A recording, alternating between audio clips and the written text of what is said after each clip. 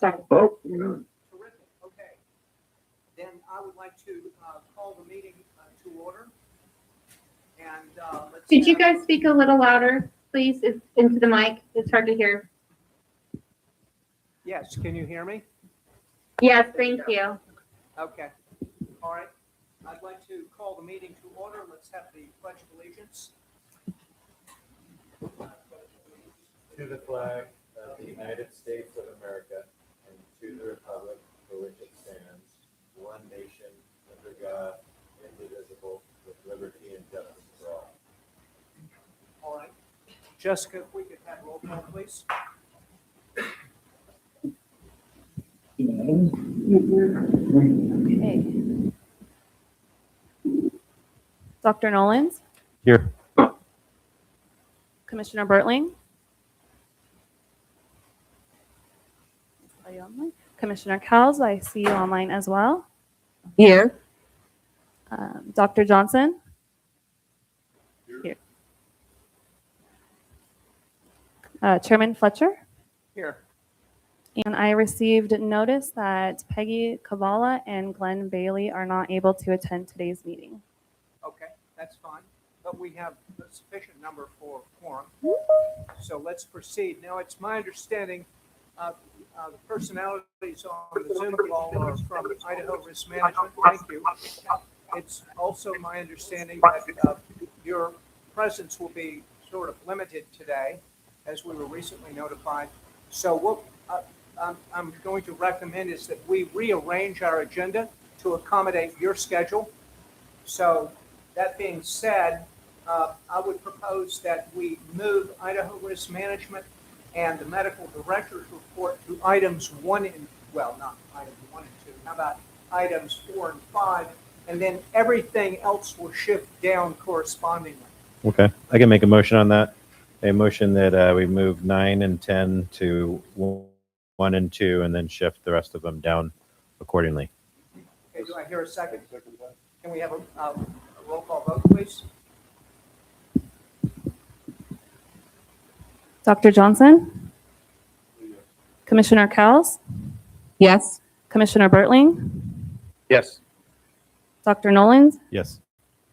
Chairman Fletcher. Yes. All right. Idaho Risk Management, you are front and center. Please introduce yourselves and tell us who you are, and we will proceed. Oh, before I turn it over, though,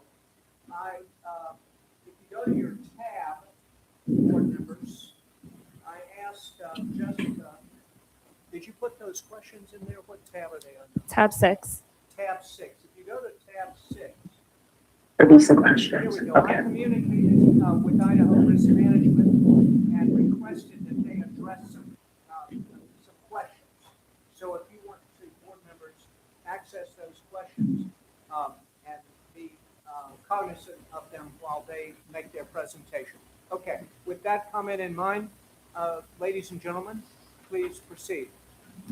Okay, thank you, Mr. Chairman. My name is Faith Knowlton. I am the administrator for the Division of Insurance with the Office of Risk Management. Today I have with me, I'll just have everybody introduce who we have in our room. I'm Jessica Carr. I'm the risk analyst with Risk Management. William Billwalk, I'm the claims adjudicator for risk management. I'm Max Dunn. I'm the Bureau Chief of General Services. Glenn Bradbury, Law Controls with Risk Management. So I do have your list of, it looks like we have here 8 questions. I've put together formal responses for these questions. So after we end our conversation today, I will have Jessica forward these to you so that you'll have those for reference. So I thought we'd start off with the first question, statutory obligations that risk management has towards state agencies. So everything that we do is defined under Idaho Code 675773. And that gives the director of our department the authorization for the risk management program. The things that we do is we assess the need for insurance throughout all of the state agencies, and that would include the public health districts. A few years ago, the state actually took the health districts and removed you as state agencies. It's probably been maybe 3 years ago. At that time, when the health districts were removed from state agencyhood, we were no longer going to provide insurance coverage for public health districts. And they went back in the following year and then gave us authorization to provide, property and casualty insurance coverage through risk management for the health districts. So that authorization was issued the next year. So everything that under 675773 that we do for state agencies, we also do that for public health districts. So with that, does anyone have any questions on the first question? Yes. Is that a requirement by the statute that you guys provide that, or is that more of an option that authorizes you to if you choose? So with the new, let's see, let me look at the new section here. Yeah, there we go. Okay. So what happened was the Idaho legislature added Idaho Code 39401, which allows the public health districts to have the option to continue an agreement and coverage with state risk as long as you meet certain criteria. So it's not required that public health districts can go outside and obtain their own insurance coverage, but it is all or nothing. Either you participate in the state risk plan, or you decide to opt out of the state risk plan and go out onto your own. I do know the reason that this legislation was run was because the health districts tried to obtain insurance coverage and you were unable to do so, or the cost was so astronomical, you were not going to be able to continue to do business. So that might have changed since then. So, but it is not mandatory. It is optional. Thank you. Any other questions related to this? Well, I have one. So you said that, again, it's pursuant what Dr. Nolan was asking. You're authorized to provide the coverage. We are not required to accept the coverage, but on the flip side, are you required to offer the coverage? So we are allowed to offer you the coverage. I don't know that I'm necessarily required to offer you the coverage, but yes, you can opt into coverage as long as you comply with the loss control policies that are adopted by our office. So that is the one contingency. So the governor's office came to us and said, hey, you know, we are okay with you continuing to provide coverage for the health districts, but we want to make sure that they continue to meet all of the same loss control requirements that we have for state agencies. So in order for you to maintain coverage with state risks, you do have to comply with the same policies and procedures that we have for all of the state agencies. Terrific. And you have enclosed those parameters in your formal response? I do, yes. Okay. I have a document that's 3 pages that it outlines all of what I just discussed. Oh, perfect. Thank you. All right.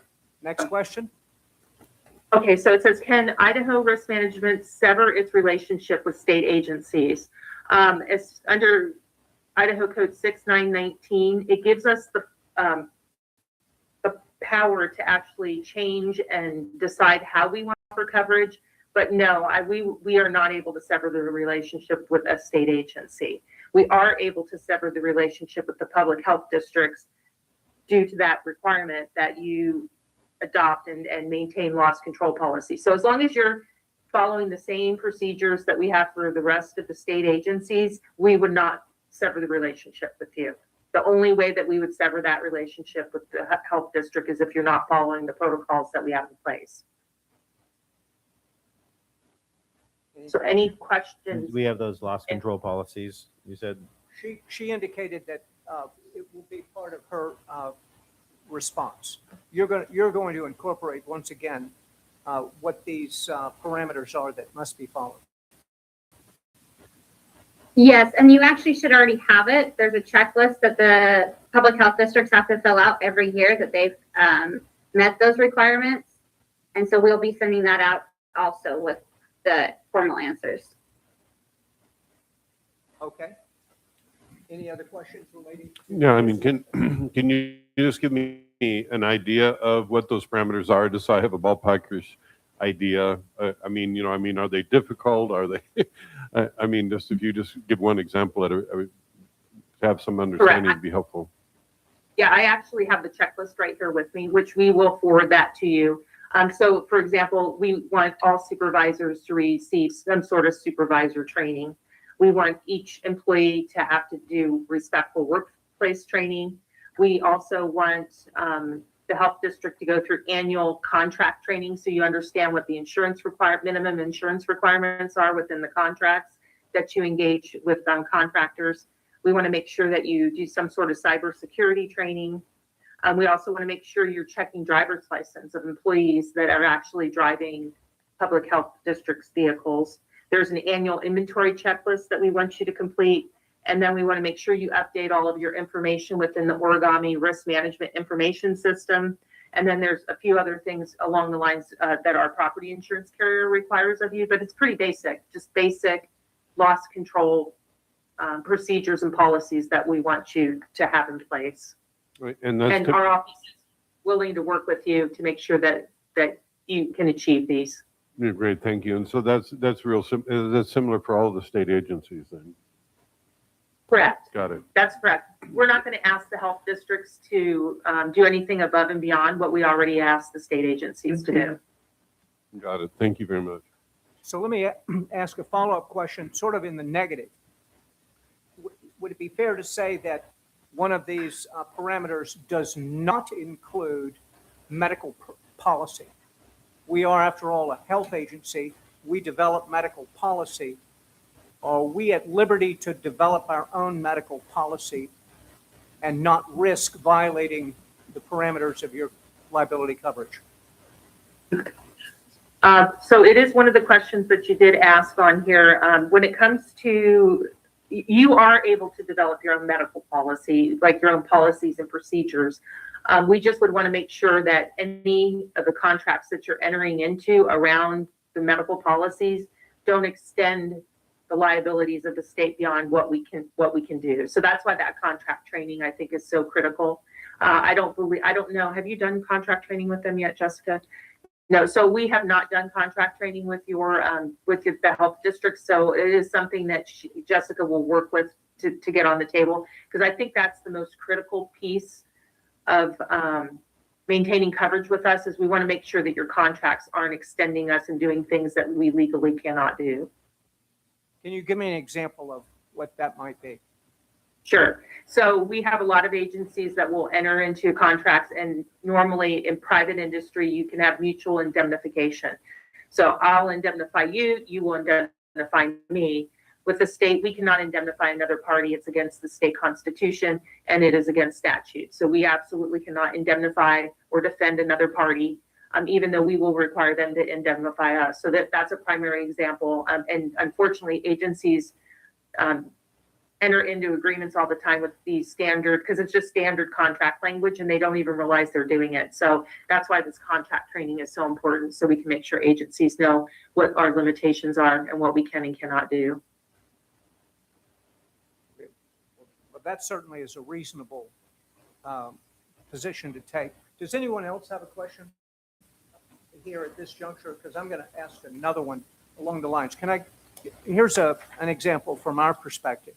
Let's say an adolescent comes in with a mood disorder, and the patient is asking for an SSRI prescription, and we say, no, it is our policy that we do not prescribe mood-altering pharmaceuticals. And we can give our reasons why, and we will also engage with the patient as to alternative ways in which to approach mental health issues. So now that is a policy that Panhandle Health has chosen to adopt. As an example, would you back us up? Sure. Yeah. So if, let's say, they file a lawsuit, depends on what they're asking. If they're asking for injunctive and declaratory relief, state risk doesn't defend that, because that's a policy decision. You'd have to have your attorney defend that policy decision. But if they were asking for damages, let's say that because you didn't prescribe this individual went and committed suicide. And we have had these things happen before. And so now they're suing you for damages. The family's suing for damages. State risk will defend you when it comes to the damages claim. So you've got our back. We do. For damages. Yeah. For the damages piece, we absolutely do. Yes. Thank you. But when it comes to injunctive and declaratory, you have to make those decisions so state risk doesn't get involved in policy. You have to decide, do we want to change, provide the declaratory and injunctive relief that the court's asking for, what they're requesting. That's a policy decision. So that would be for your agencies to decide. I think that's very clear. Yeah, that's great. Thank you. Okay. All right. Well, that was a satisfactory answer. Thank you. Next question. Okay, so then it was under what conditions can state risk sever relationships? And I think we've covered that already. We really have no way to sever relationships with a state agency. The only way we could sever the relationship with the health district is if the loss control policies are not being adopted and not being followed. And even then, we're going to have a conversation. I mean, I'm not just going to cut you off at your knees. I'm going to go talk to the governor's office and let them do it. So. Well, no, I hear you. In fact, now that we know about the specified parameters that need to be met, our own risk management will enter into a dialogue with you prophylactically. I want to make darn sure we are in compliance with your program. I mean, our goal here is not to be engage in rogue behavior. We want to be good citizens. Right, and I understand that. I mean, it's in everyone's best interest because our rates are very competitive, and you are getting the benefit of the pooled rate with the state of Idaho. So the rates that you're paying are minimal compared to what you would be able to get in the open market. So compliance is in everybody's best interest. Agreed. Quick question: Who's our current liaison with you right now? It's going to be Glenn Bradbury. He's our new loss control manager. So he's going to be your primary point of contact when it comes to this checklist that we're going to send over to you, and then making sure each year by June 30th of each fiscal year, we expect to have this done and completed by each of the health districts. Okay, so Then I'm your contact for contract. Okay, and sorry, ma'am, what's your name again? Jessica Carr. And I Jessica actually Carr. already work pretty closely with your agency.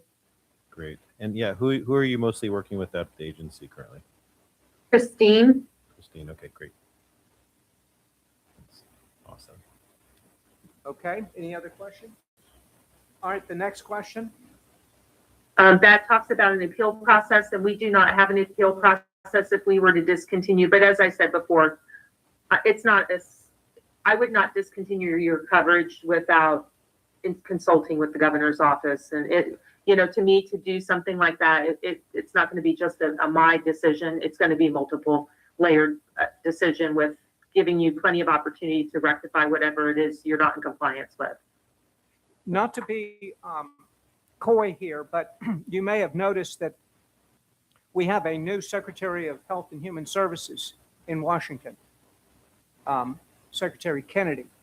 And he has a program that's somewhat at variance with historical secretaries of HHS. So were a health district to adopt program or programs more in alignment with Secretary Kennedy, then that would not constitute prima facie grounds for, shall we say, disagreement between Idaho Risk Management and Panhandle Health. No, you're going to have to do what the government's going to require you to do, and we're going to be here to support you. Okay. Even if there are trade organizations that might think differently.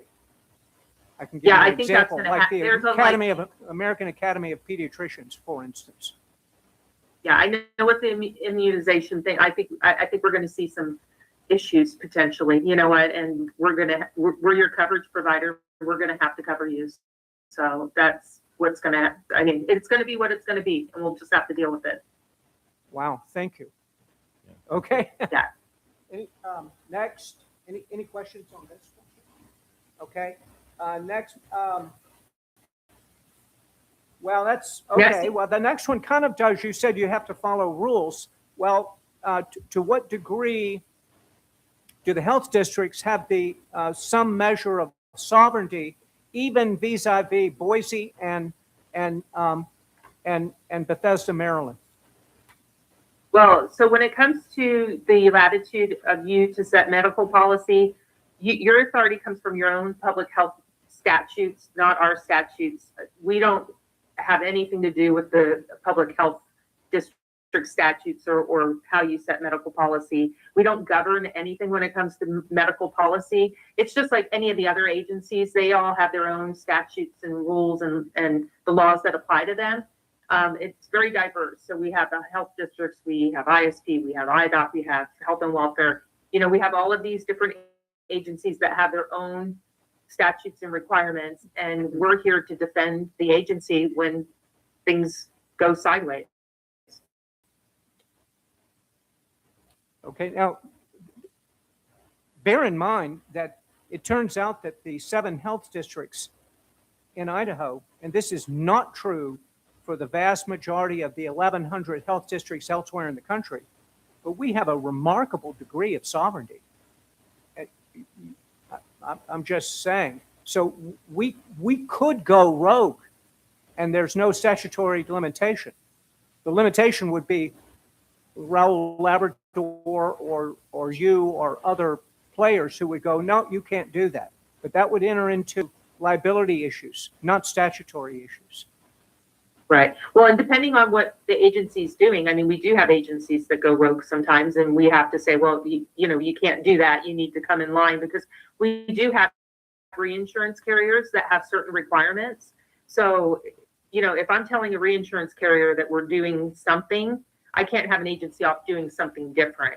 But I mean, until we could talk, all kinds of what ifs, but until something occurs, I mean, the bottom line is if something happens and you get sued, for the most part, unless, you're not in course and scope, then if you're not in course and scope of your job, then there might not be coverage. But I mean, risk management will respond. Okay, well, thank you. Any questions here? I mean, let me just give another example. I gave one about SSRIs. Here's another one. So let's say that we have a program on women's reproductive services, and we happen to feel that there are certain natural approaches by which women can modulate their fertility. I'm talking interventions other than IUDs, the pill, Depo-Provera, etc. Well, the young lady ends up getting pregnant. And you say? Well, if she sues you, then we're going to defend that. I mean, we have had situations where medical procedures have gone a different way than was expected, and we defended. There's a lot of immunities, and like you say, you have a lot of authority within your statutes, and we use your statutes to defend you. Wow. Okay. Next question.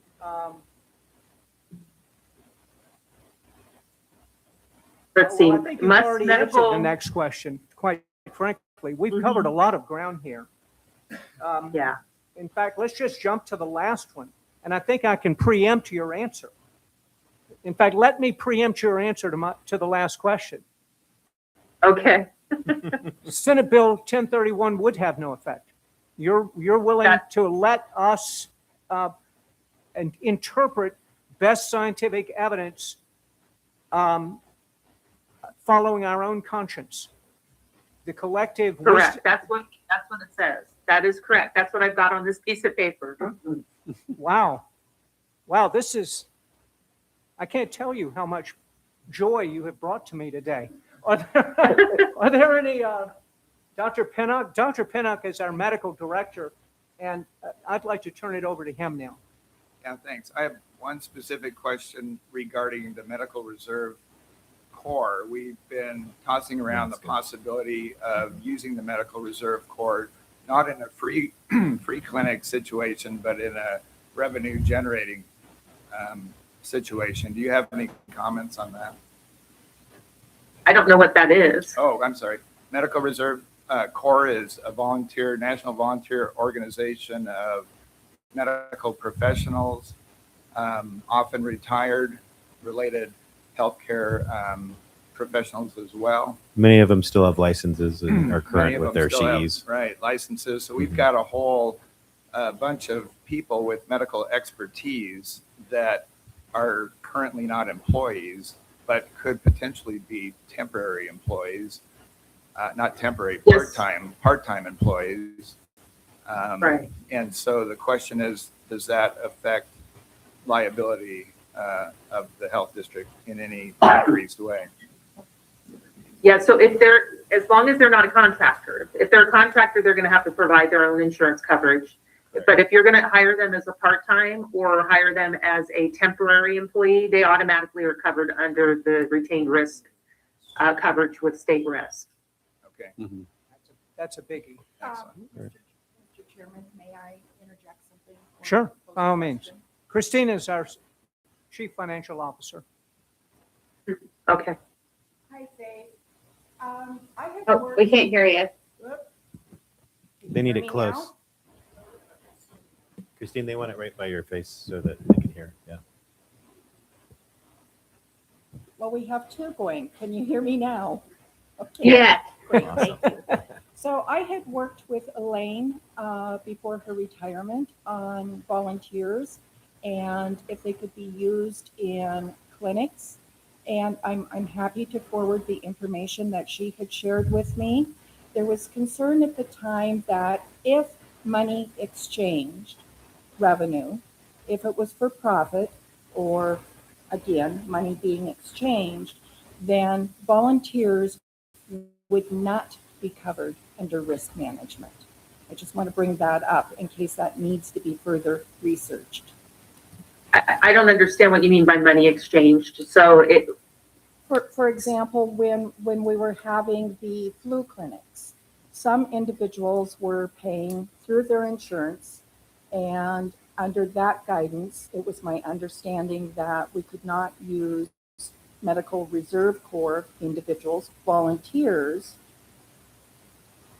in that capacity if we were expecting them to be protected by risk management. So they're saying that they got paid for the shots, but volunteers are giving the shots. yeah, a Yes. volunteer would be covered in that circumstance. So as long as the volunteer isn't accepting money, you're accepting money, the volunteer is working under your direction and guidance, right? Then a volunteer is going to be covered by state risk. Okay, even though we were accepting billing their insurance then. Yes. Okay. Yeah, it wouldn't matter. You can bill the insurance. That has nothing to do with it. And I'm not sure what Elaine sent you, but absolutely a volunteer would be covered in that situation. And that Could you applies send me- for any medical service then? What was that? Does that apply to any medical service then? So Yes. these are volunteers that provide a medical service of any kind, and we are accepting money from insurance, from patients, from Medicare, from Medicaid. We can do that without regard with the volunteers. Of course. Yeah, as long as they're under your direct supervision and they're in course and scope of the work that you're assigning to them, and they're not accepting payment, if they're a contractor accepting payment, then no. If they're a volunteer, truly a volunteer working under your supervision and guidance, operating in the course and scope of what your expectation is, they are absolutely covered by risk management. So let me just make sure that I understand. If they aren't a volunteer but are a part-time employee or temporary employee, does that still apply? Correct. Yes.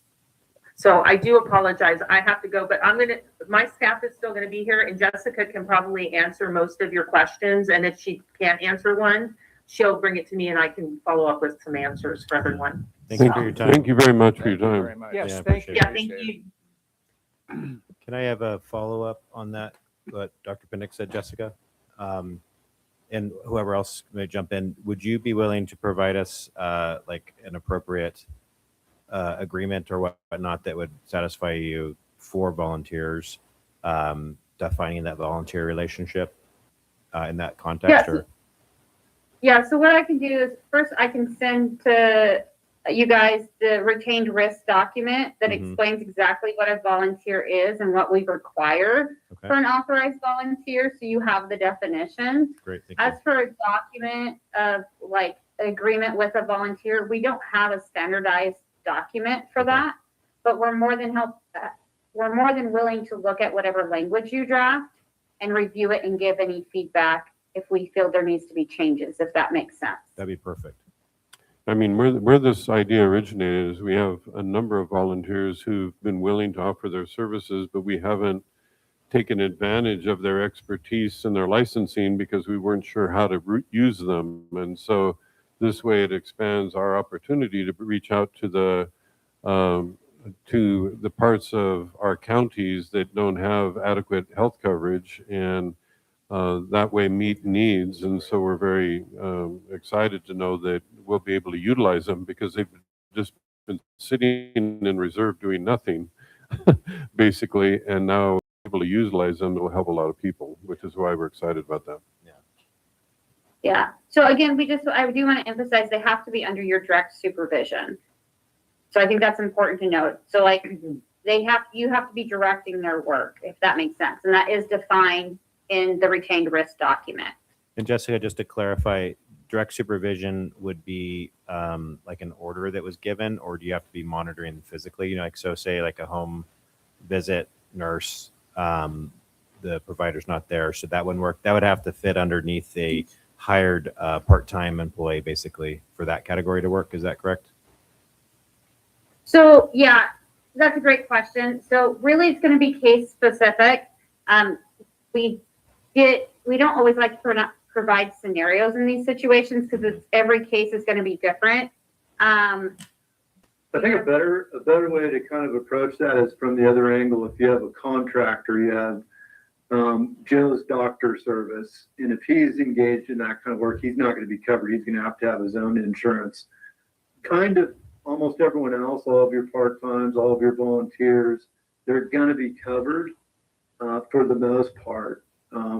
What Jessica is alluding to, we run into all the time in claims that I handle. In each case, I'll take under consideration exactly what they're doing that might or might not meet the specific, criteria for a volunteer. So it's hard to just say yes to it, but for the most part, they're going to be covered. Yes. Okay, thank you. Can I ask Let me- just one follow-up to that? Direct supervision has a very specific meaning under CMS regulations, but I'm not hearing that that's the definition that you're using. Direct supervision in that context is the physician has to be physically present in the room when X, Y, or Z is occurring. But that's not what I'm hearing. Is that correct? That's what you're hearing. Yeah, it's not correct. There's ultimately going to be a couple different circumstances. If you're giving, someone a direction, hey, can you go over there and give shots to this gentleman in this county? That's going to count. And again, it's hard for me to be case specific because I don't know, but it's not somebody standing in a room over somebody saying you need to give this guy a shot or something like that. Okay. If that Thank makes you. sense. Thank you. Quick question on that too is who would be the best avenue so we can establish like a extemporaneous checkup if we were like have a scenario that we say, hey, this is different than before. Who do we just want to check with you real quick, and then you give us you a can thumbs call up or me. down. I'm available. You can call me. I'm available. Okay. And again, when you get the retained risk policy, take a look at the definitions in there for volunteers. That's going to probably answer a lot of your questions as well. And great. And what is your name again, sir? Or it doesn't show up on the First name's William, and last name's Billwock. It's V as in Victory, ILLWOCK. Great, thank you. And yeah, you can find me on anywhere. And then We also have a direct email that comes to a group of us, and we will provide that email address. Thank you. One thing I want to say for the volunteers, you're definitely going to want a course and scope, because one of the first things we're going to ask is what was their course and scope. Right. So we can determine if they're acting within their course and scope. And that is defined in the retained risk document that we need that. So when you're drafting your document, it would be important to say this person's volunteering to do this, this, and this, or whatever that is, because we are going to ask those questions if a claim occurs. Great, thank you. Are you guys familiar with what course and scope entails or what that means specifically? Can you define the course aspect of that? So it's like an example. It sounds like it is. Let's say you have in the course and scope of this volunteer to give shots to all these individuals in a county. And it turns out this individual is, I don't know, beating people up or something like that. That's an extreme example, but that person's going to be out of his course and scope. And so there's going to be a coverage issue if someone comes to claim damages on behalf of that injured party. If that party's injured while he's being injected or something like that, then that's going to be in course and scope. Okay. And you'll be afforded coverage in that circumstance.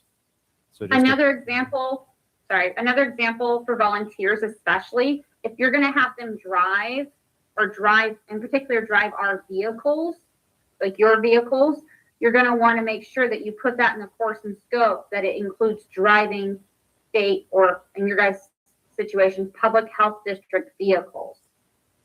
okay, and Yeah, that and would, that would it be in sounds the like- agreement with the individual? Is that per individual, Yeah. that all that? Okay, thank you. And it sounds like a lot of information initially, but once you get it off the ground and we look at all these agreements, then they'll be in place and it will just operate more smoothly for you. Thank Yeah. you.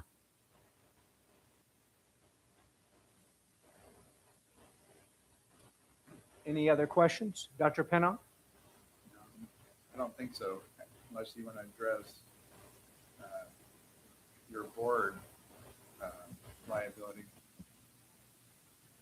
Oh, We're technically no, employees. that's right. You were the one who. Yeah, Dr. Johnson, well, I can let him speak for himself or I can speak for him. Oh, go ahead. So one of our board members wanted to know about board liability. In other words, what do we have coverage? And if so, what are the parameters of that coverage? If say, for instance, I make a statement to the public in some, I don't know, media forum, and someone deems that my statement is libelous or inaccurate or disinformation, I don't know, whatever. It doesn't take a lot to trigger lawyers. Sure. Then, and I get sued for making said statement. Do you cover me? Yeah, if that board member is discharging his duties in his course and scope, then he's going to be afforded coverage, yes. If he's outside of his course and scope, then that could be a problem. Okay, so question on that follow-up would be, we need to then have a defined course and scope for each one of the board members as well, officially written out, that we check with you guys so that then we stay within that course and scope. Is that what you're saying? Yeah, I think that's a good idea, and it can be general. You know, they're going to be discharging what? They're going to be discharging medical advice for the most part, correct? Public Right. health, medical and general public health stuff. Yeah. So, that's going to be a wide parameter. If they start talking about, how to repair autos and some guy goes out and he didn't repair his auto correctly, then that would be a problem, for example. We'll stay away from brake lines. Right, exactly. And I presume that includes the medical director as well. Yes. And the medical director, I believe, if you are state employees with a job description, technically, or public health district, then that would be your course and scope. So, Your job description can be your course and scope. okay. Can it vary outside that course and scope, or you're saying the farther it varies, the more? Again, varied that it is? that gets back to we're sort of putting what if scenarios in there, and that's difficult to Right. pontificate on because Yeah. it's case specific.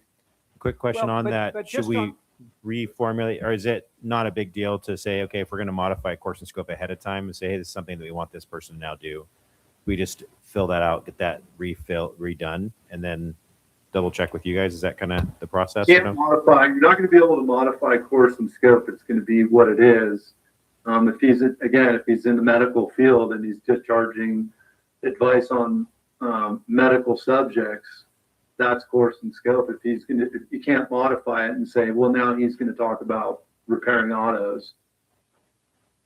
Like Jessica said, his job description is going to be discharging medical advice, not autos, in that same example.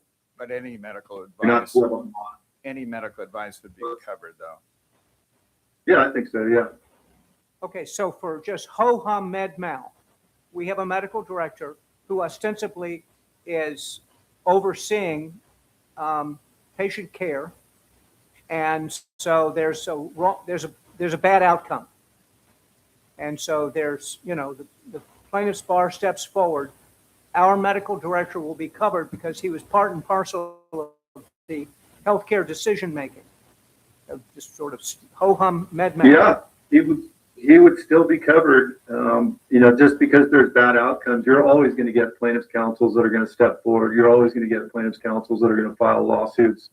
Doesn't matter what the scenario is. In that scenario that you just laid out, there would be coverage for that person. Yes. And just to confirm, your medical director is an employee of your agency, correct? That's correct. That's how we ended up doing it. Yeah, that's one of the reasons we recommended you do it that way instead of do it as an independent contractor, because as an independent contractor, they would have to provide their own insurance. Correct. And actually, it was due to your advice that we went the route we did. In our original formulation, he was going to be an independent contractor. But on your advice, you said, why don't you make an employee and then you've got coverage. So we're living this out in this conversation. Yeah, thank you. Okay. Yeah, because because the coverage is much, coverage can be expensive, this type of coverage, and that was the conversation we kept having, was that they would have to have additional insurance coverages, and this was the best route. Okay. Dr. Pinnock, are you happy? I'm very happy. The scope I can understand more as scope of practice is, I guess, the way that I think of it. But the course is a little bit more nebulous to me. I'm not sure that I understand the course part. And presumably it's going to be outlined in the document that you send. So maybe we shouldn't take much time now, but maybe. Yeah, have a look at that and we can certainly answer further questions down the line. Thank you, Dr. Johnson, you're happy? Dr. Nolan? No, this is great. Thank you. Can we hear from our commissioners? You guys have been quiet. You're on the hook too, you know. It's been great. No, it's been great information. Thank you. Yeah, very good. Very good information. Commissioner Korn, you're in the room. Do you have any questions? No, like they were saying, if you guys want to do anything and you're not quite certain on what if you're going to be covered or not, just put it in the job description. And that's their scope of work, whatever that is, and leave it broad. SOGs over SOPs, suggested operating guidelines instead of procedures. That way it gives you guys some wiggle room. Right. Okay, barring no other questions, guys, thank you very much for your participation. You've been Thank you. Thank you. very. I hope we never need to speak again under urgent conditions. Yep. I want our relationship to remain amicable. Thank you very much. Yeah, okay. All right, have a great day. Thank you. Good, thank you. Thank Bye. you. See ya. Bye. Are they gone? Well, I don't, speaking for myself, I thought this was excellent. It's satisfied. You have a great ally. Concerns. That's great. This was, in fact, it was better than I had anticipated, to be quite honest. I thought it would be a little slippery, but they weren't slippery at all, especially with you, Greg. And as long as you're acting as a physician, they got you covered. That's what I do. It's what you do. And you've done it for a while, so that's good. I mean, where I didn't go, and you guys are grown-ups, I mean, if you have, you practice medicine, now you can get sued too. And so, obviously, your role on the board is separate and distinct from your practice of medicine, which was part of the reason that we went with a separate medical director, not a medical director who was also a board member. Mm-hmm. That way there's distance between you Mm-hmm. and Greg. Yeah, that makes perfect Yet sense. another reason for that. I think that was real smart Mm-hmm. all the way around. Anyone from staff, do any of you have questions or? Yeah, not necessarily a question, just that we've been working with risk management on several situations and they're fantastic to work with. Really? Absolutely, yes. So they've been very helpful, very responsive, and nothing but positive. And as long as we're within the You play the rules. Course and scope. Yeah, no, you play the rules, and they're going to give us what those rules are. And it doesn't sound like, I mean, when Duke asked the question, will give us some examples. Every example they gave was eminently reasonable. Yeah. Sandy, risk management, are you happy? They've been good partners for years. Oh, well, that's a good, well, let's keep it that way.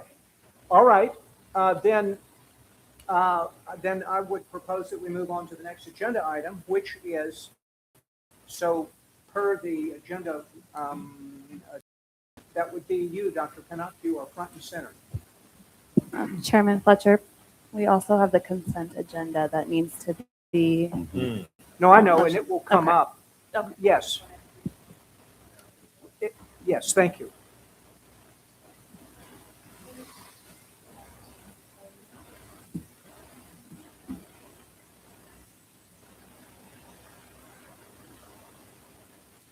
So the medical subcommittee met recently, and this is based on last board discussion regarding the future of clinical services and Panhandle Health.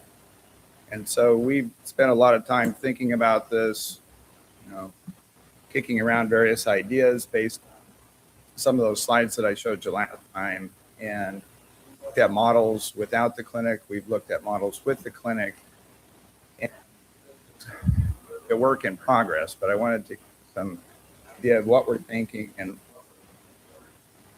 so just to give you a little background about how we approach this, we started with principles and philosophies that we could all agree on with which to base a clinic model, and then put together some medical goals that we wanted to try to achieve, and finally some financial goals in the process. And then based on those goals, tried to put together some specifics of what the model might look like. So let's see.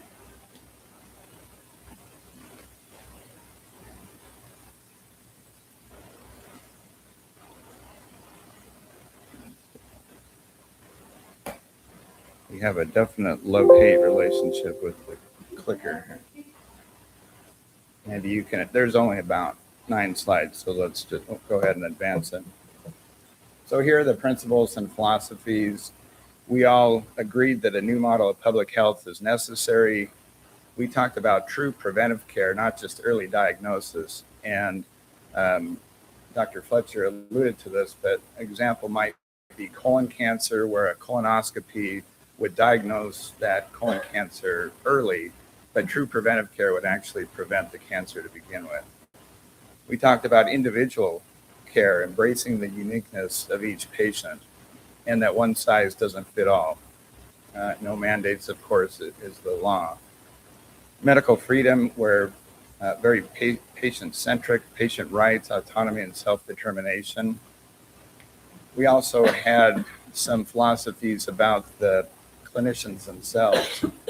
We want to try to corral critically thinking doctors and nurse practitioners, not just guideline and protocol lemmings. We want patient discussion to be encouraged, and disagreement between physicians, nurse practitioners, and patients is acceptable. We believe that true informed consent is the path forward, explaining both the benefits and potential risks of any medical procedure that's recommended. And so these are going to be science and data-driven recommendations. It's not medical authoritarianism. The clinician will inform, make recommendations, but ultimately it's going to be the patient that makes the decision. Next slide. So here are the goals. We want to provide access points for gaps in healthcare, provide a portfolio of services that is accessible to all income groups.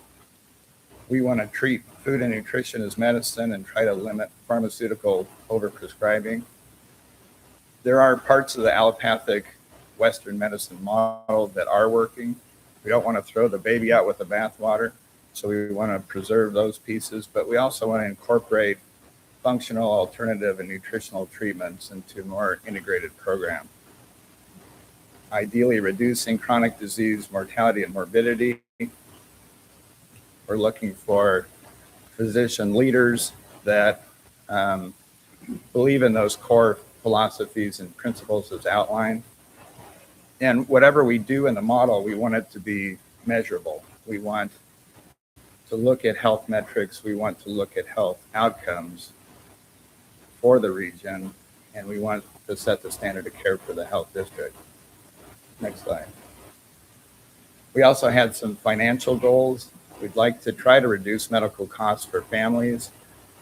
We would like our programs to be fiscally self-sustainable. That doesn't mean every program has to be money-making or revenue neutral, but we'd like to put a microscope over and evaluate those programs with large budget deficits and either improve them or remove them.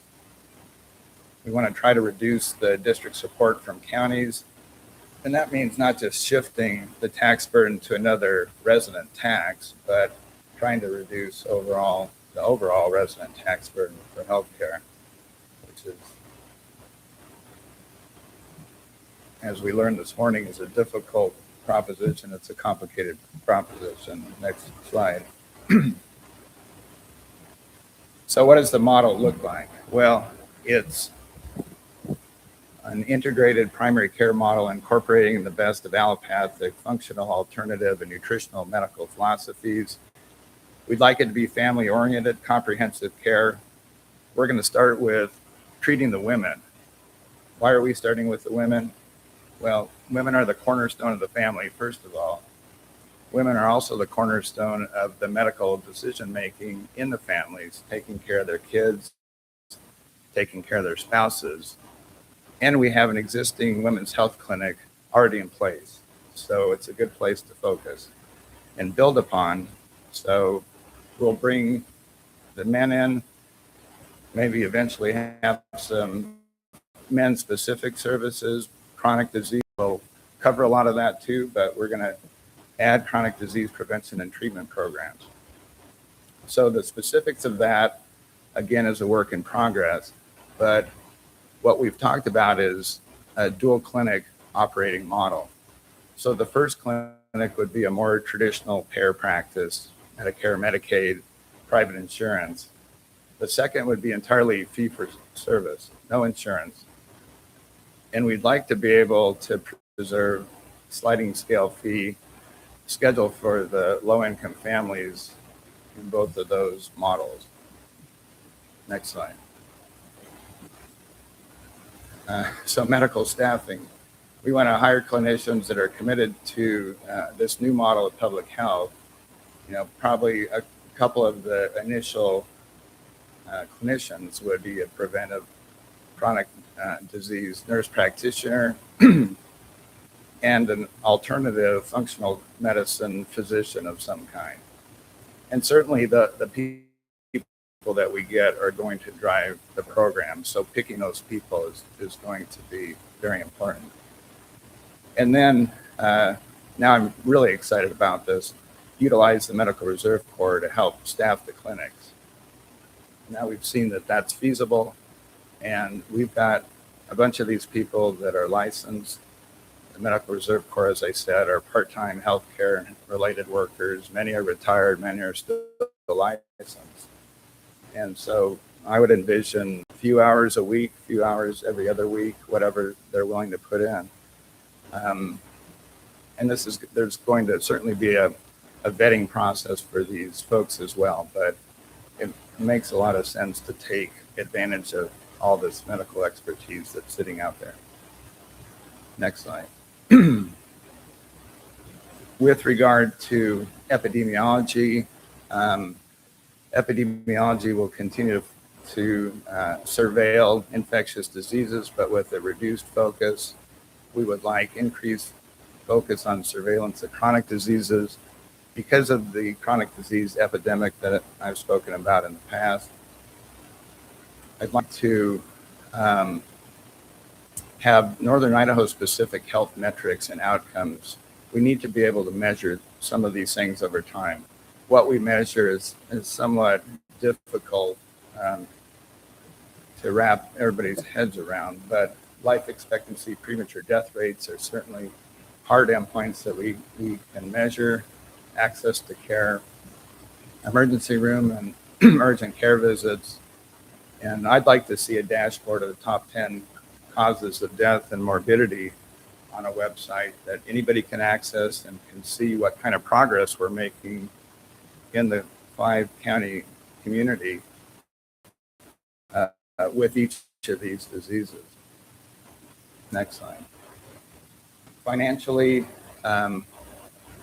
we are and will continue to work on increasing revenues and reducing expenses. Some of this has more to do with the more traditional payer system, but looking at insurance contracts, reviewing billing, coding collection procedures, fee schedules, optimizing practitioner schedules, good business practices, reducing expenses by looking at vendor contracts, looking into group purchasing arrangements, supply costs, computer contracts. And I'll say that Eric and I and Karen, Christine have all been already digging into these items in detail to try to see where we can increase revenues and reduce expenses.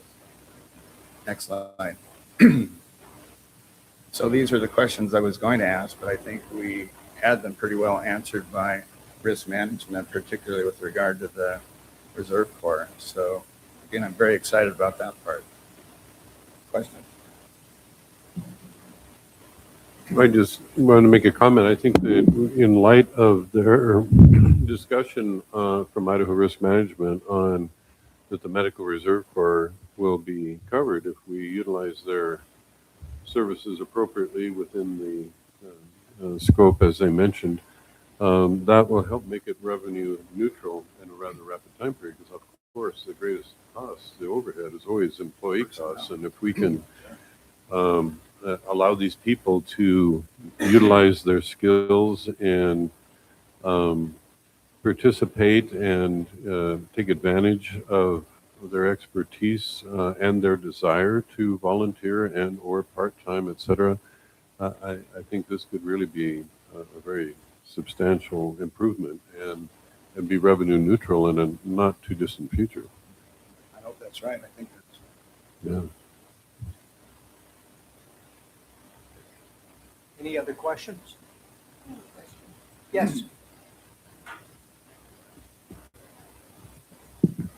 Has there been consideration given to, when using an MRC volunteer, in what capacity would they be used? If they're giving direct patient care, my question is, when we have a patient coming in, patient-client coming in for treatment,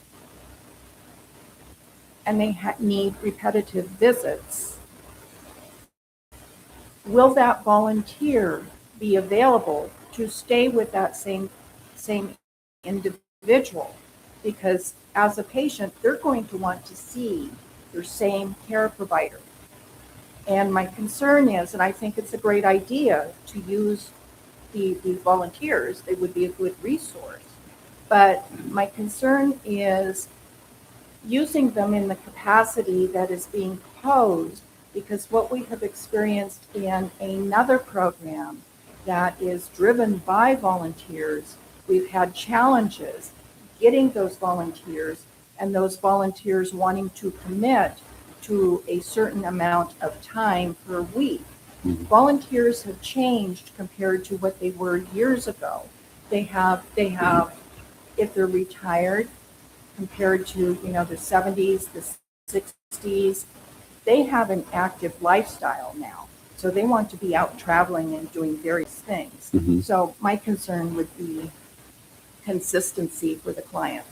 Yeah, if I can respond to that, I don't know what your situation is now, Christine, but the vast majority of practices now, very rarely do most patients have access to the same practitioner on every time they go into the practice. In fact, most practices are utilizing, PAs and nurse practitioners and almost every specialty, almost every regular practice. So the standard of care currently is to have a rotating staff that's providing those needs. As long as the medical records are consistent, so someone can refer back to that, even if the patient wants that person.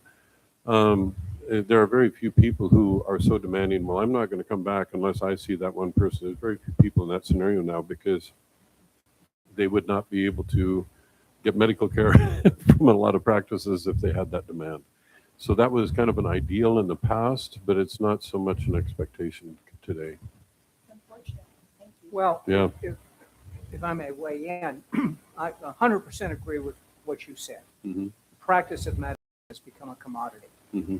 Couldn't agree with you more. That being said, Mm-hmm. there's no reason we couldn't schedule around the volunteers. In other words, let's say that a bonding relationship developed. Well, our schedulers can work at trying to maintain that relationship. I mean, in other words, we'll do what we can. Mm-hmm. Of course, what you're saying is a reality. That's not my argument. But when we can embrace an existing patient-physician relationship, do so wholeheartedly. Now, I think the point that Christine makes is very good. And but I think during the vetting process, one of the criteria is, can you be consistent with the scheduling? And consistency can look a lot of different ways. Maybe there's a group of 3 months during the summer when they typically travel or whatever the case may be, but they're consistent for the rest of the 9 months. I think we can work around that, and that is part of the vetting. I was just going to make exactly the same point as Dr. Johnson made, though, with regard to seeing multiple physicians. That simply is the way that it happens these days, unfortunately. Yeah, there's potential options of even creating like pools of providers that are like, hey, these three providers, you'll always see one of these three or something like that if they're in a group, and then those providers, periodically do case reviews and stuff, so they're all up. But I agree with you that ideally it's the same one every time, but unfortunately that's right now. Yeah. It's actually an interesting idea. You could have teams of volunteers so that there'd be some continuity. You could set it up that way so they at least saw one or the other each time, and maybe they would enjoy, and I haven't thought this through, but I think that's a great idea. If you had teams of volunteers, if we had enough, then they'd be guaranteed to see one or the other. Something to work on. Good point, Christine. Thank you. Mr. Chairman, I have a question as well. I know that we have to determine who the volunteers are, but are we looking at the MRC volunteers to perform as nurse practitioners, physicians, or are we looking at them for support staff as like nurses and MAs in those positions? Or is it a mix of all of them? I'm just curious what the goal is. Yeah, no, I think it's a mix, but if they're licensed physicians, if they're licensed nurse practitioners, then I would expect to have them in those capacities. Absolutely. Yeah. Or if they're a licensed MA that's been very experienced with the front admin, that'd be amazing to have them involved in front desk scheduling and all that kind of stuff. So kind of a mixture, depends on their skill set. There probably are some that have relinquished their license but still want to be involved, and they may be in a different capacity. But we're going to start, I think, with the licensed group and pick those people out first. Commissioner Korn, you. Yeah, I would just like to say, in a perfect world, I think most people Would appreciate being able to see the same doctor or nurse practitioner. But I got to say, what you guys, the services that Panhandle Health is providing is more, I think, and you can correct me if I'm wrong, more towards the low income persons, the young families that don't have a lot of money, that cannot afford to have a primary care physician full price. Myself, when I was just starting my family, 20 plus years ago. Work was slow, and we had a program up in Bonner County. It was Bonners in Care, Partners in Care, something like that. It was a rotating basis, one night a week, where the local physicians would donate their time. And there was never a complaint that we didn't get to see the same physician or nurse practitioner. We were just blessed having that program and having that opportunity to see a doctor for whatever need that was, on a sliding scale or even at no charge. So I think for the majority of the clientele that I think this board is addressing, I think they would just be happy having those services. You guys are trying to keep your costs down, so that we can maybe expand in the near future into other things. That in mind, I think the super majority of your patients would just be appreciative of you guys providing the services and not necessarily having the same luxuries, I guess, if you will, of someone paying full price and being able to get to see who they want to see and when they see them. Yeah, and to that point, Christine, what I've been experiencing with to the clientele, especially that we want to try to meet the needs and fill that gap. What they're doing now is they wait until they're so sick they can hardly stand, say, show up to an emergency room, right, or an urgent care. And so I've had patients who've gone to 2 or 3 urgent cares before they came to our office, and they all saw different practitioners at those urgent cares. I mean, that's just kind of the reality of the world right now. It's like, so if they don't have someone to go to, they're showing up to different urgent cares or the ER or whatever. Yeah. Let me just add to Commissioner Corn. I think that the volunteers add a nice benefit where we could increase the low income patients that we're seeing. And I definitely agree with that. I'll just point out, however, though, that the current patients that we're seeing are a mix across all income groups. And I showed a slide a couple times ago, but it's Medicare, Medicaid patients, it's self-pay patients, it's there's an awful big group of private insurance patients, and only 9.5% of patients use a sliding scale. So it's a lot less than I would have guessed coming into it, but it's a pretty broad range of patients. Any other questions for Dr. Pinnock?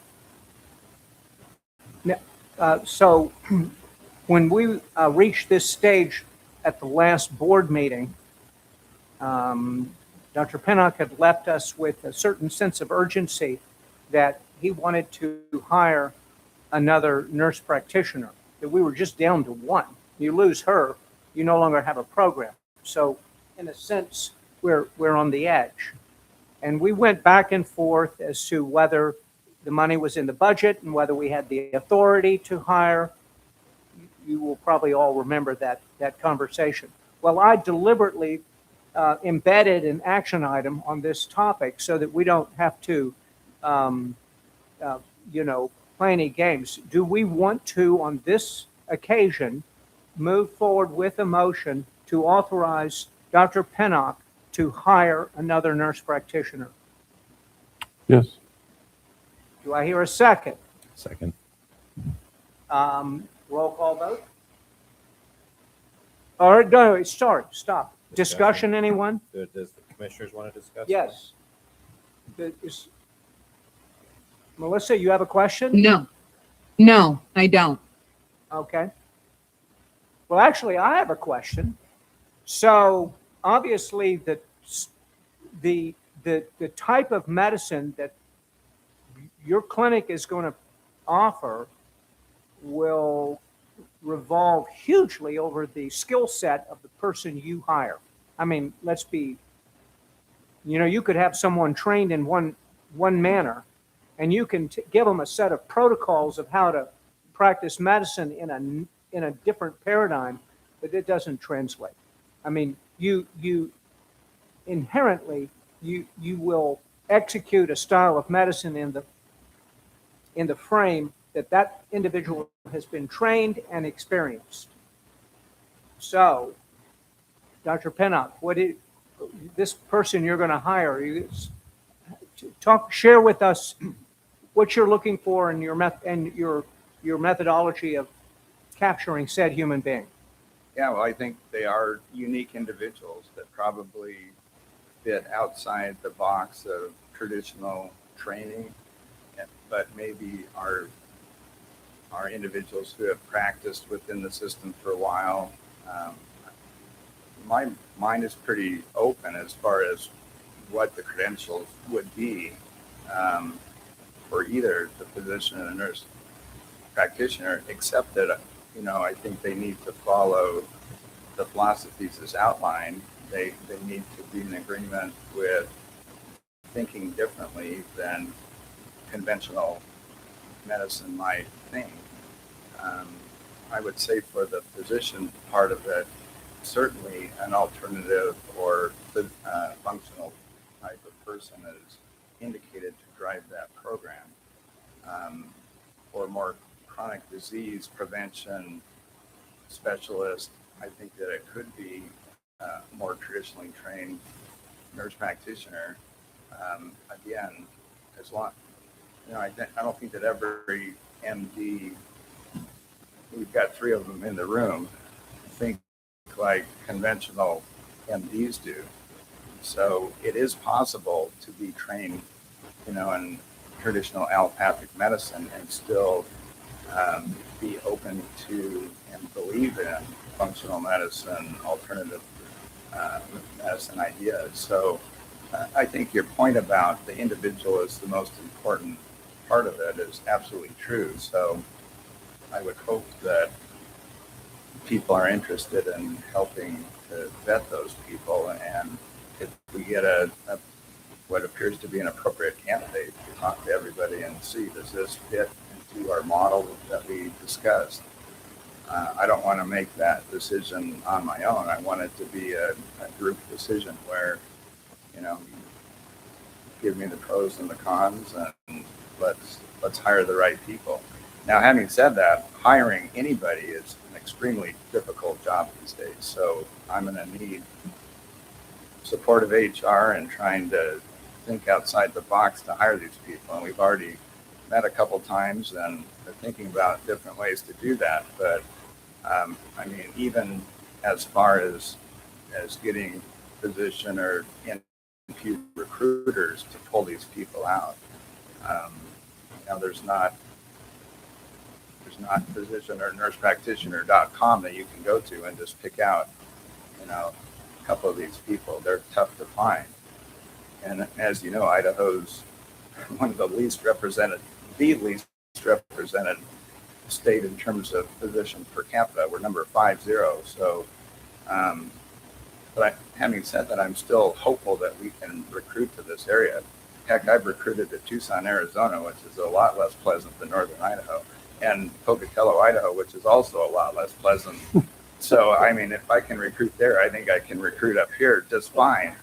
So I'd like to give it a shot, and we'll see the kind of people that we get, but hopefully we'll get some. Do you want to embed in the motion parameters on salary? I would rather not be held to a salary because of the data that I showed you.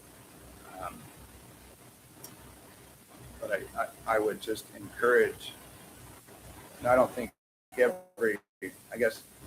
my feeling is I don't think every personnel decision should be a board decision. I think there should be decisions made outside the board. But as a philosophy, I think that the board's support in increasing salaries to fit the surrounding northern Idaho region better than what they are now would be an ask, yes.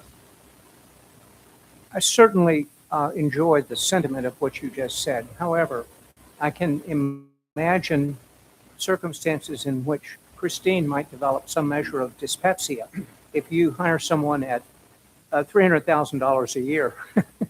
Yeah, unless they bring in $600,000 a year, and then she'll be immediately cured. All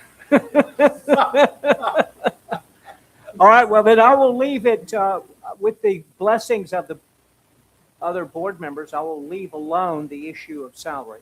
Is that? Mm-hmm. I still think that, like you're saying, is candidates are generally reviewed kind of in committee more or less so that we can discuss. Because it's a big decision and different people have different perspectives and stuff. So just so that we can kind of come together on that. So it's kind of a unified effort. Yeah, that, amen. Agreed. Mr. Chairman, I do have a question. Uh-huh. In the job posting, do you plan to how do you plan to phrase your description as far as salary range and any other benefits that you're considering in the posting? Well, yeah, I think there should be a salary range. I've talked to a lot of people. I mean, a lot of positions are posted as competitive salary. I never liked that, and I don't think a lot of people like that. They want the salary range. So I think it's important to put a salary range on there. And again, it should be commensurate with what the rest of the region is doing. The benefits are the benefits. I think what we've posted in the past are good benefits. And what I have done in the job description, I'm happy to send you one, is to point out the positives right up front, because physicians, nurse practitioners have a very short attention span.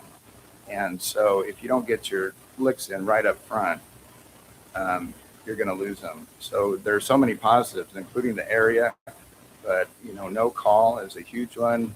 5 days a week, no weekends, federal holidays off. I mean, there's so many good benefits of a 9-to-5 job at Panhandle Health that we just need to point out. And then the benefits are excellent. So we've listed those, including all the benefits that you obviously know about. So no other monetary. Well, yeah, the only other thing, and I see what you're saying, the only potential other thing that I could think of would be a signing bonus, which a lot of I check with you for a second. a Okay, lot so I of called Bennett because, companies, a lot of I'm not the one who's many. I actually had another one too that that in essence a performance bonus in essence, because if you have a range and then if they're able to generate patients and draw patients to the clinic, and that in and of itself is going to increase income to the whole clinic. So it's going to attract somebody who's performance oriented and a hard worker, saying, well, I'd love, beginning this, but able to work up to this level depending upon performance bonus, et cetera, because then that attracts someone who's going to try to expand rather than I'm just going to put in a few hours and go home. It's like, wow, I can increase my income by drawing people back. Yeah, And that makes for a better practitioner. we knowledge. always had performance incentives in our contracts. Yeah. I think they are a good way to keep.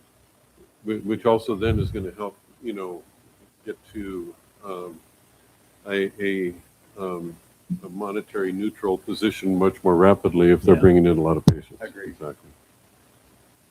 Yeah, I think one other thing would be considering the halftime, because some people, if they're trained appropriately, they may have like another place that they also want to work. But if you're only doing 40 hours a week, they might say, well, no, I really like this other part, but I could give you 3 days a week or 2.5 days. So something like that would then open the door to a whole subset of people that still want to hang on to their other gig. Yeah, I think it's a good point. I think that part-time is included in the current version that we're working on. Okay. We'll make sure. Any other questions or discussion relating to the motion in the second? Hearing none, let's roll call vote. Dr. Johnson, Yes. Commissioner Cowles, Yes. Commissioner Bertling, Yes. Dr. Nolan, Yes. Chairman Fletcher. Yes. Okay, terrific. Greg, you have a green light. Go for it. The next item would actually be public comment. I'm going to ask that the public speak their mind right now. If not, we're going to move on. Now the consent agenda. So Christine, are there any overview comments to be made regarding the consent agenda? Okay, are there any board members who wish to extract a consent agenda item for more detailed discussion? Okay, hearing none, I will entertain a motion to accept the consent agenda as stated. I move to accept. Okay, second that. do I hear a second? I second that. All right, I will ask for any dissenting votes to the motion. Going twice, any dissenting votes? Going a third time? Hearing none, let the record indicate that the consent agenda was adopted unanimously. Next item, this PhD, ER, and T. Jason? Yes, thank you, Chairman Fletcher, and I'll keep this brief. So this agenda item is specific to an appeals policy. If you would like to read the policy itself, it's in tab 3 of the board packet. And this policy, the purpose of the agenda item is proposing removal of this policy from Panhandle Health District. Official policies is a board adopted policy. And the reason for that is that this is an antiquated policy that really the primary purpose was specific to variances to PhD specific rule set that was previously, excuse me, at the state level, the Aquifer Protection Rules, which is IDAPA 0410. Previously, that after House Bill 316 is no longer in place. And so this entire appeals variance procedure is no longer necessary for that rule set. And then it also references the Idaho subsurface, the septic rules. And within that, that's a state adopted, legislatively adopted rule set through Department of Environmental Quality. And so essentially all 7 health districts now would send any variance requests or petitions to variance to Department of Environmental Quality as the agency with primacy. Several reasons for that approach. One is that is the agency that has primary responsibility for the rule set. And then also to really minimize both the cost and the liability for Panhandle Health District. Excuse me. So if you read through this policy, it would basically, we would have to essentially hire a hearing officer for all of the costs associated with that. And then if the outcome of that decision were to be outside of the rules, the requirements of the rules, and again, these are state of Idaho rules, then that would it's very helpful hearing from risk management, that would place us outside of the course and the scope, which would place a tremendous amount of liability on the health district. So we had a statewide meeting with all of the environmental health directors several weeks ago and discussed this with the bureau chief that oversees these programs within the Idaho Department of Environmental Quality, and they agreed with that. So, this is all about due process, which is, constitutional right of every citizen. It's not removing the due process, it's just shifting that to the appropriate agency. And then the other thing I'll say is that leading up to any potential variance request, we have a very high level of due process built in both internally, working through, program coordinators, program managers, myself as the division administrator. Then we would coordinate with the state on-site wastewater coordinator. And if we can't find any resolution within that works within the scope and in the course of the rules, then the appropriate next step would be to seek a variance through the state agency that then has the technical expertise and also working within the guidance of the state of Idaho Attorney General's office. But that's the primary purpose for it, and as a board adopted policy, it just requires board action to remove this policy, which again is really antiquated because we no longer have the rule set specific to Panhandle Health District that this was really originally drafted for. Chairman, can I ask you a question? Sure, of course. Can you give an example of what would be a typical variance that might come through? Yes. So for example, if, so the state of Idaho, a good one, and there was a property owner that was asking about this recently. So state of Idaho rules have very specific requirements. For example, how far a drain field needs to be from surface water. Mhm. And so if the property owner, applies for a septic permit, if they're not able to meet that physical setback requirement, seeks a variance. Gotcha. It's really appropriate that any variance, and especially any decision that falls outside of the established rules, is made by the agency with primacy. Okay. So that's made by DEQ, so you're just saying might as well go to DEQ, right? Yes, and it would follow the same process that within the policy, number 2 of our existing policy that references Idaho Code, IDAPA 0411.01. So that's a legislatively adopted process that would be followed within the DEQ variance if the situation were to reach that. So in other words, it's almost like Panhandle Health doesn't have the ability to make that decision in and of itself anymore. I mean, so in other words, it's almost like, so if a homeowner said, wow,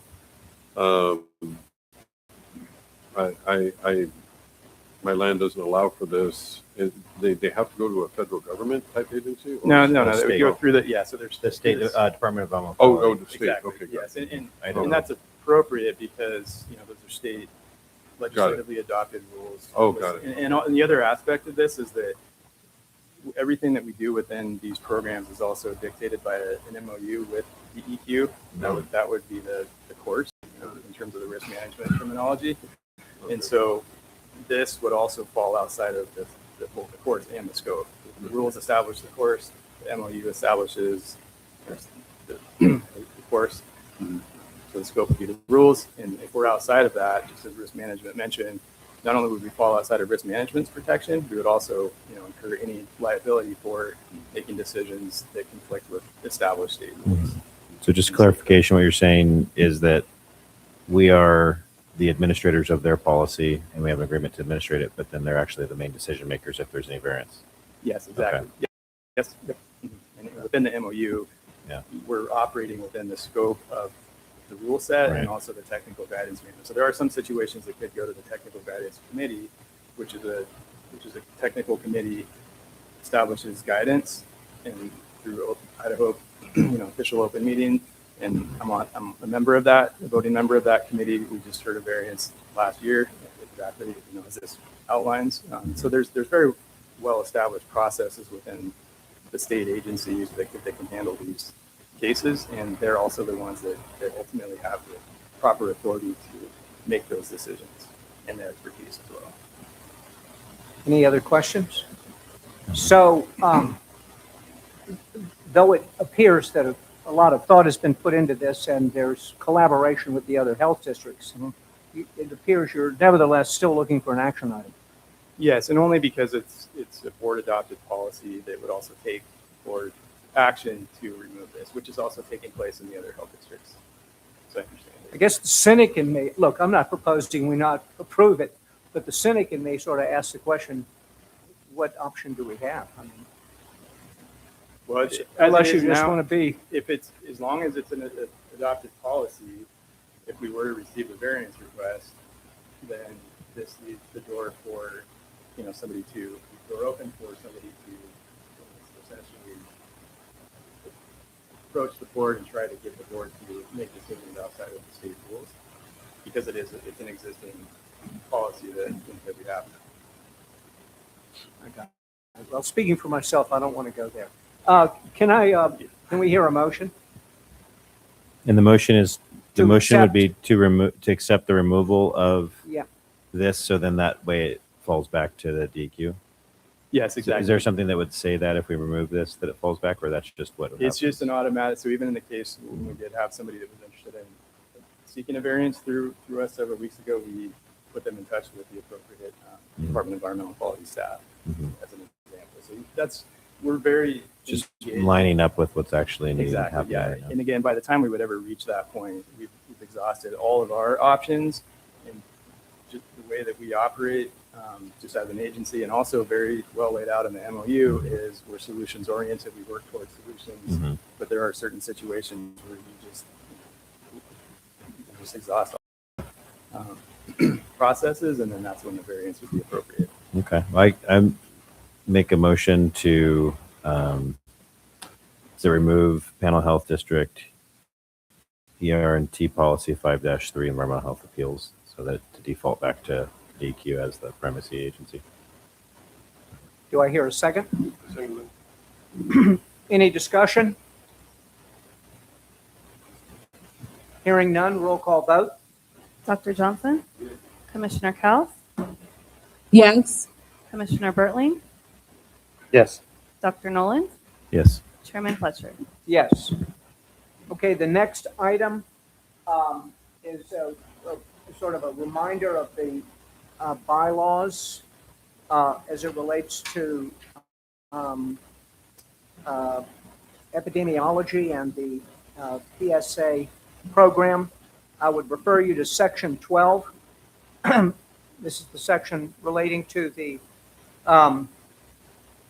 responsibilities of the medical director. The first two bulleted items state that the medical director serves as the consultant for the clinical providers and the epidemiology program.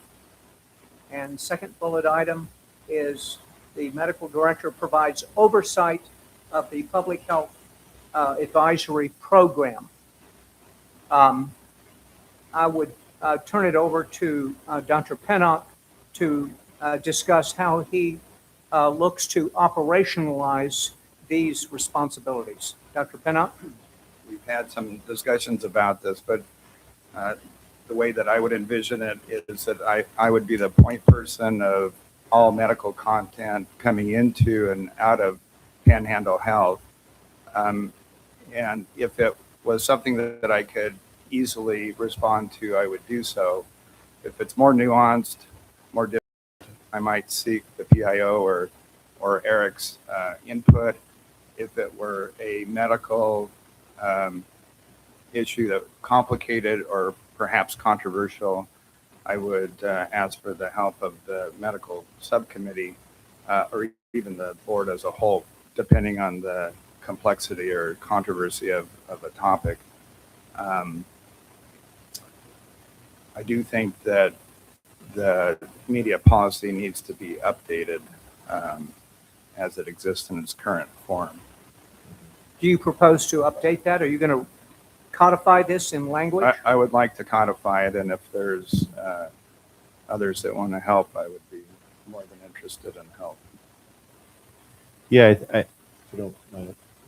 I think the media policy, I was looking at it, looks like it was effective in 2004, so it's been 22 years, almost exactly. And so then I think it'd be a good idea to recheck it. I mean, I know media has changed in the last Dr. 20 Nolan, years. am I understanding to volunteer? Yeah, I'd be willing to volunteer to work on that. I think one of my thoughts would be is there's such a variance in the health district as far as it would need to be kind of specified to the different departments. So each one kind of has its more of a department specific, direction. And then that way everyone would know clearly where and what to do. So currently it's the PIO is the facilitator of the output of the information, but the administrators are the primary decision points. And I think in general that's good, but we should probably figure out because there's different. I mean, since there was not a lot of social media back in 2004, there was a little bit, not a lot. So there's lots of different mechanisms now, and so we kind of work with trying to figure out how does that work for each agency, the type of information each section needs to put out, and when is it okay for to just be approved by the administrator, and when is it important to bring to the board or that kind of stuff. So I think we need to communicate more overall to the people here, and I think people appreciate that, and we're responsible to. So that'll kind of just working out how to do that in an efficient way. As a large organization, I think we're fairly large in our scope, even if we don't have lots of influence. So that would be useful. Thank you for that. The commissioners, do you wish to weigh in on this discussion? No. Because in a sense, you guys take a lot of heat. You probably take more heat than any of us in this room. from your constituency.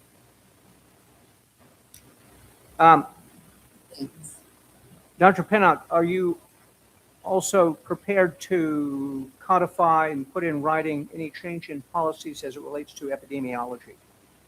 More specifically, I make reference to your presentation earlier as to a shift in the focus towards chronic disease. Did you want to put that in writing? Did you? Yeah, I would like to codify that as well, and I can work on that. Okay. Any board members wish to, Dr. Johnson, for instance? You're the coroner. Help with policy. Yeah. On the epidemiology, I mean, it would kind of, it plays into what you do. I'll start it. I didn't mean to volunteer you, sir, but I just volunteered you. When nice. I think in Idaho risk management, what they're talking about should be defining the course and scope for epidemiology. Is kind of redefining that officially. So it would probably be great to get information on exactly the details that they would like to know when we do that, because that defines our coverage, whether or not. Yeah, I mean, what is affecting mortality? Yes. It's on your plate. Right. So, Dr. Pinnock, it's my expectation, and help me here, would these two documents be ready to present at the next board meeting? Or is that a little accelerated? No, it's fine from my standpoint. Should be.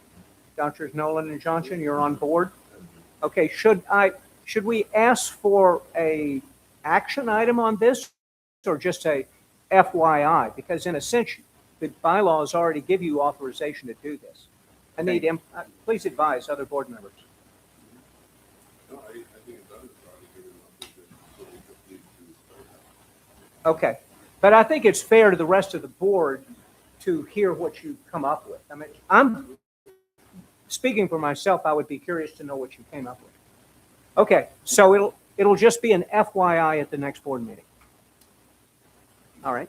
Any other conversations as it relates to this topic? Okay. Next, we go to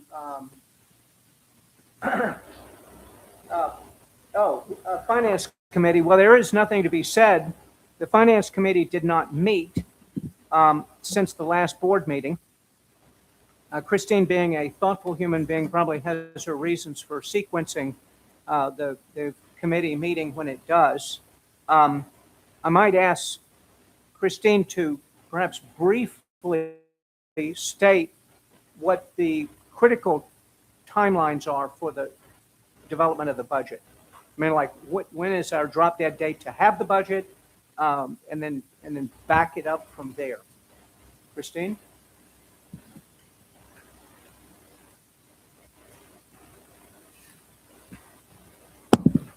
So budget development has just started. We had the budget kickoff meetings this week, last week, because we revised the budget templates to be more granular.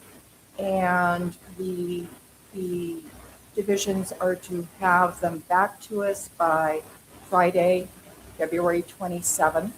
I will then take them and put them into the master budget and formalize, from my perspective, by formalizing the budget to present to the Finance Committee, to where they can start looking at the detail of the various programs, and we can hopefully present it to the board, and the board, well,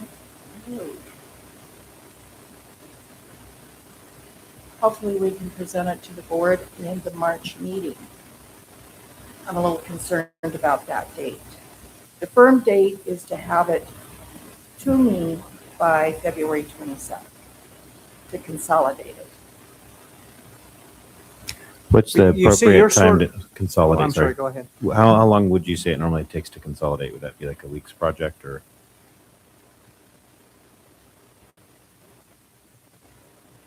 I would say a couple of weeks. Couple weeks. Because typically what we do in the budget development is, once it comes to me, then the director and I typically sit down and go over it again with the individual program managers. so that we can specifically understand their projections for revenue. And then as we review any of their expenditures, if anything looks out of line, we get clarity on those line items. But the biggest issue is the driver of the budget is the revenue.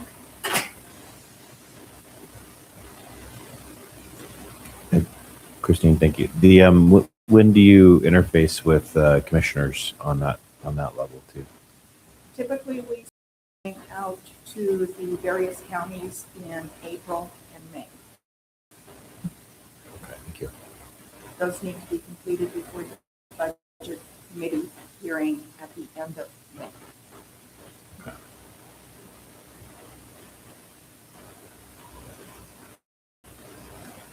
One reason I'm sort of pushing this issue is I'm the only member of the Finance Committee here. The others are not here. So I'm going to speak only for myself. And it is, I have some measure of apprehension. If you're looking to have us have a meaningful role, and that is to say, serve in a capacity other than rubber stamp, I'm, again, just speaking for myself, I'm going to need some time and familiarity with the data, and the clock is ticking. That's all I have to say. I completely understand that. I also have that concern. I think maybe what we may need to do is, it's been agreed upon that the Finance Committee meetings will fall on the fourth Tuesday of each month. We may need to have a special Finance Committee meeting, more than one. I've requested that the program managers be very, very detailed in their budget development this year for the purpose of board review or Finance Committee review. The instruction is to be so detailed that hopefully you won't have to ask questions. That would be the goal. So that you Okay. understand what those line items are and what is in that number on your budget. Fair enough.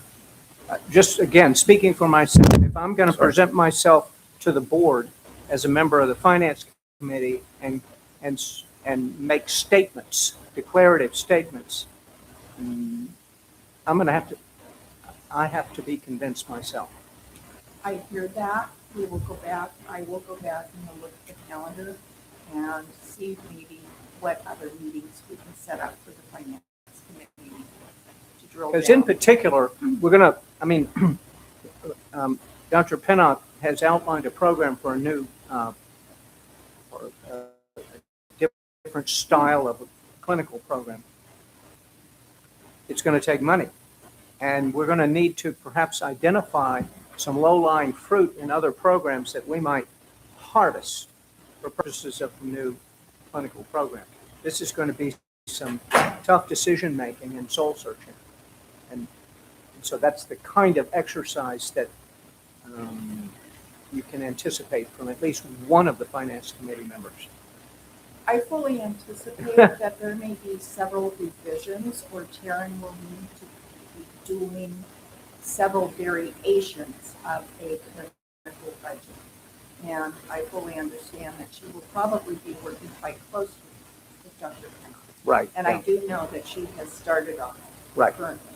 And I've had those conversations with Dr. Pennock as well. So we're creating a tight triangle. Okay. Any other questions from?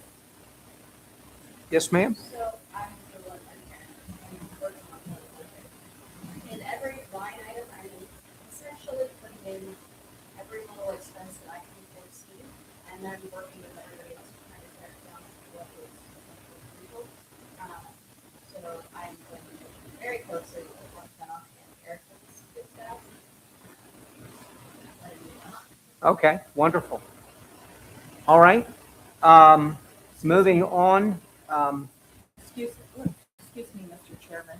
Yes, It ma'am. would be helpful for a decision for Taryn. It would be helpful for budgeting purposes if we have the salary for the new hire for the MP, if that hasn't already been agreed. Yeah, we'll get you those numbers. Absolutely. And I'll work closely with Karen on, particularly on the personnel side, but also on the expense, other expenses, operating. Are we happy? Okay, so Christine, it's my understanding that you are serving in the capacity of the surrogate director. Any comments that you want to make? I personally do not have any comments, although Jason brought to my attention an issue in environmental that he would like to make the board aware of. Okay, go for it. Thank you, Mr. Chairman. And this is really just a simple notification. We just became aware late yesterday that several members of environmental health have been named as witnesses in a civil case between two property owners. And it's really specific to the septic permitting process. It's not any litigation against Panhandle Health District. We're just, called as witnesses to describe the process. And this is ancillary to another case in Bonner County where we are represented by legal counsel that's a special appointed deputy attorney general through the Attorney General's Office of Idaho. And we met with him just prior to this meeting, basically went through the general process, and that was his recommendation, was to notify the board of this. And then also, just with the, we did have a quick discussion about the, existing legal counsel situation within Panhandle Health District. And as we heard in these meetings about, necessitating through what I think the terminology was legal emergencies, maybe, that this would not likely cross that threshold, and that we also have representation through risk management, again, because we're operating within the course and the scope of our positions. And so it's just simply notification that we've had these subpoenas and that we're going to be testifying in court as witnesses.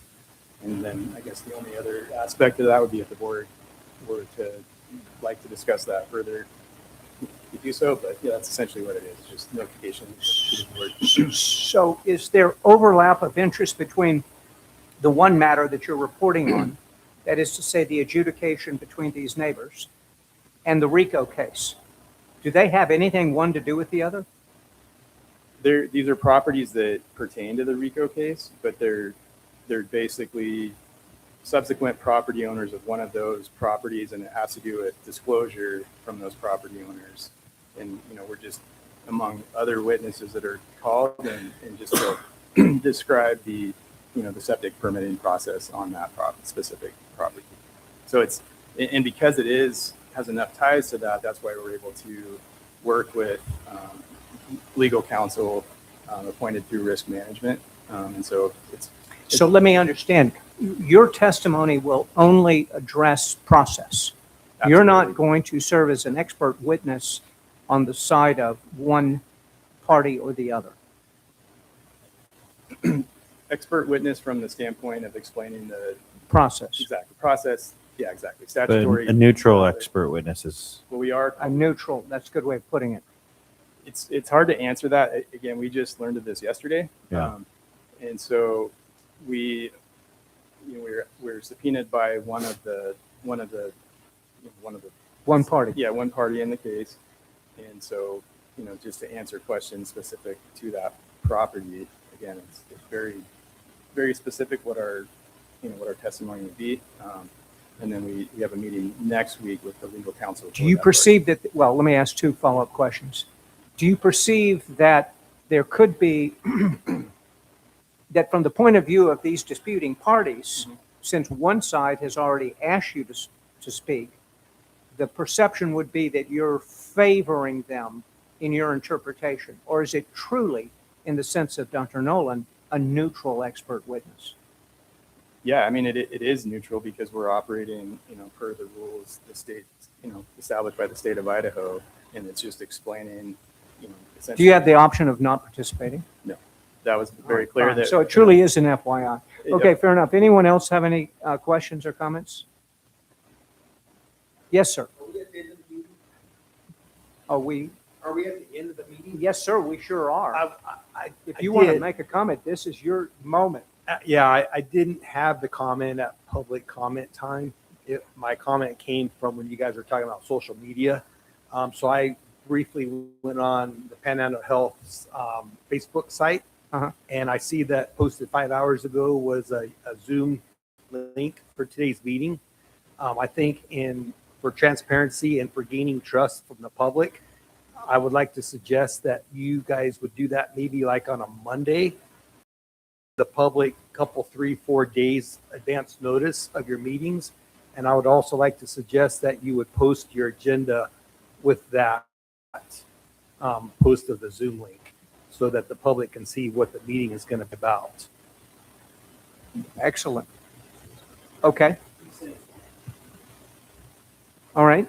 Thank you. Thank you, Commissioner Korn. Any other questions, comments, or concerns? Hearing none, do I hear a motion to adjourn? I make a motion to adjourn. Do I hear a second? If there's no second, we're I'll stuck second. forever. We need I'll one of the second. No, thanks, Dan. Okay. I'll step down from chair and second that one. Any objections to adjournment? Hearing none, we are adjourned. All right. Thank you, everyone.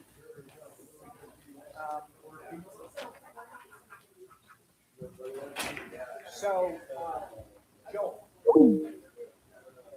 I would, let me turn.